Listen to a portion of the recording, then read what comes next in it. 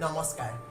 বৰ্তমান সময়ৰ এই পৰিস্থিতিৰ মাজেৰে আমাৰ এই ক্ষুদ্ৰ প্ৰয়াসেৰে আপোনালোকৰ মাজলৈ আহি আছে এখন নতুন সৃষ্টিশীল চিন্তাধাৰাৰ সমৃদ্ধ এখন নতুন আলোচনী, যাৰ নাম হৈছে ডাকুৱাল।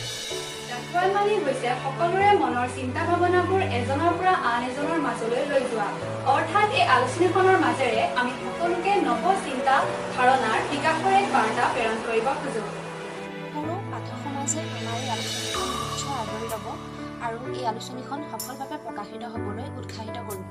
ডাকুৱাল নামৰ এই আলোচনীখন যাতে সৰুৰ পৰা বৃদ্ধলৈ সকলোৱে পঢ়ি আনন্দ লাভ কৰিব পাৰে আৰু বৰ্তমান সমাজক নৱপ্ৰজন্ম অনুপ্ৰাণিত কৰিব পাৰে, তেনেধৰণৰ সকলো বিষয়বস্তু সামৰি লৈ আলোচনীখন প্ৰকাশ কৰা হ'ব।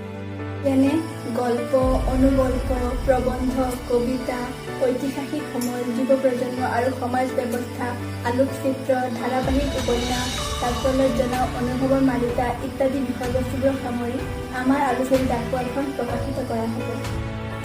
যদি কোনো আগ্ৰহী ইচ্ছুক ব্যক্তিয়ে উল্লেখিত বিষয়বস্তুসমূহৰ ওপৰত তেওঁলোকৰ নিজৰ লিখনিসমূহ যদি ডাকুৱাল আলোচনীখনৰ জৰিয়তে প্ৰকাশ কৰিব বিচাৰে, তেনেহ'লে আমাৰ লগত যোগাযোগ কৰিব পাৰে। ধন্যবাদ।